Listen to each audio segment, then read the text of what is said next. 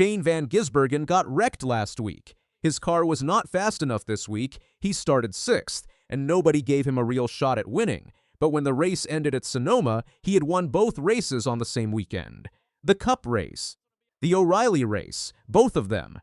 So what did this guy do that nobody else in NASCAR could?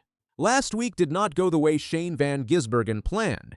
He traveled to Naval Base Coronado for the San Diego street course race, got wrecked, and went home with nothing. No points, no finish, just damage. By his own words, he was pretty upset about it for a couple of days. He said it himself after Sonoma. He was fuming.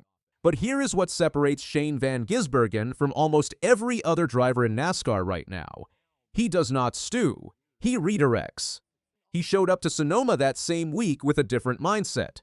Focused, locked in, ready to take everything the wine country track had to offer, and he took all of it. Saturday came first.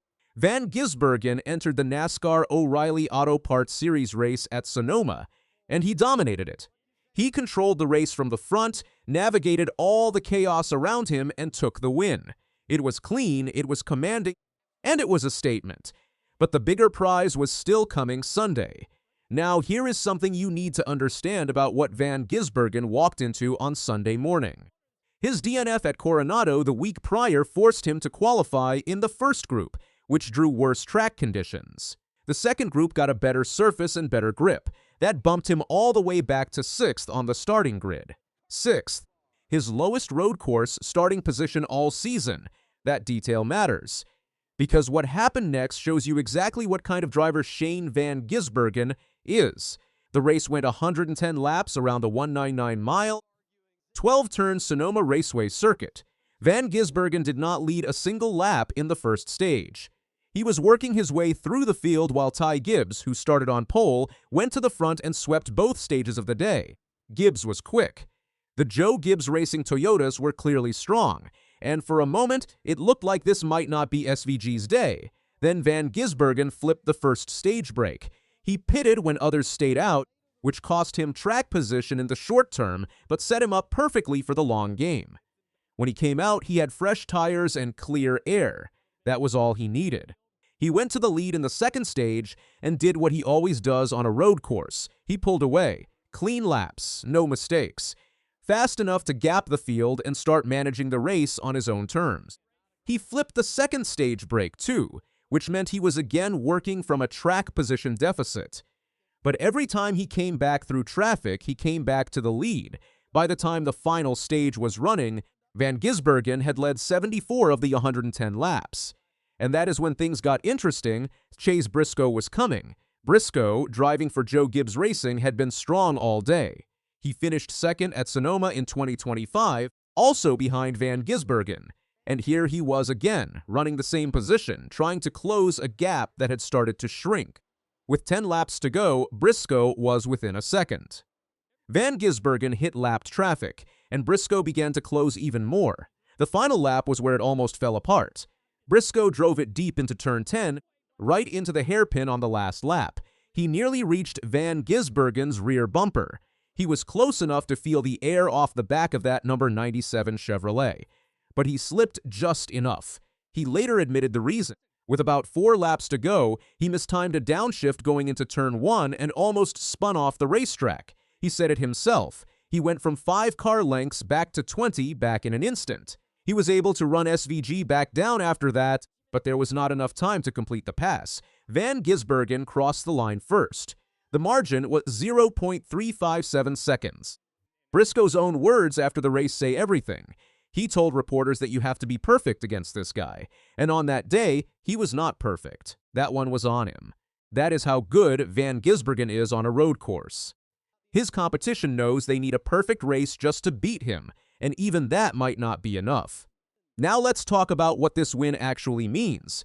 This was the 8th Cup Series victory of Shane Van Gisbergen's career. Every single one of them has come on a road course or street circuit. 8 wins, all on road courses. He has now won half of all the road and street course cup races he has entered. That is not a streak. That is a pattern. That is dominance. He is now tied with Tony Stewart on the all-time road course wins list with 8. And with 9 road course wins standing as the Cup Series record held by Jeff Gordon, Van Gisbergen is 1 win away from tying that record. Think about that.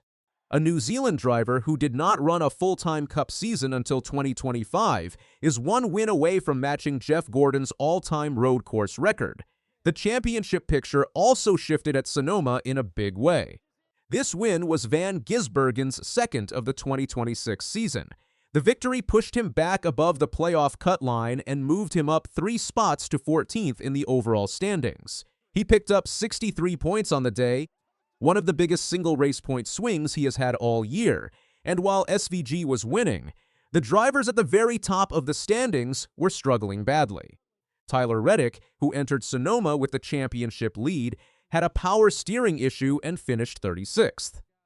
Denny Hamlin got spun late in the race and finished 26th. For the first time in 18 races, the championship standings changed at the top. Hamlin left Sonoma 1 point ahead of Reddick, 1 point. After holding a 129-point advantage just 1 month ago, Reddick's lead is now completely gone. That shakeup at the top only makes what Van Gisbergen is doing more significant. He is not just winning races, he is winning at exactly the right moments, banking points, climbing the standings, and doing it all in the most dominant fashion possible when the track has any shape to it other than an oval. When Van Gisbergen spoke after the win, he kept it honest. He said the team was really bad on Saturday in qualifying, and these guys did an amazing job turning the car into a winner. He said Briscoe was coming hard. He said the 19 car was really good. And he admitted he was running out at the end. He was not sitting on a comfortable lead on that final lap, he was holding on. But holding on when the pressure is maximum is a skill too. Most drivers in that moment crack. Van Gisbergen held the line. Now consider the full picture of what he accomplished this weekend. He won the O'Reilly Auto Parts Series race on Saturday. He won the Cup Series race on Sunday. That is a complete Sonoma sweep. He now has 3 wins at Sonoma in total, 2 in the O'Reilly Series and 2 in the Cup. He celebrated by kicking a rugby ball after the race, a nod to his New Zealand roots, and a statement that he belongs here and he is not going anywhere. After the San Diego disaster, after the anger, after the tough week, he came to Sonoma and answered every question anyone had. Can he bounce back? Yes. Can he win from 6th? Yes. Can he handle a last-lap charge from a fast Joe Gibbs racing car? Yes. Some drivers in NASCAR spend their whole careers chasing a Sonoma win. This track breaks people.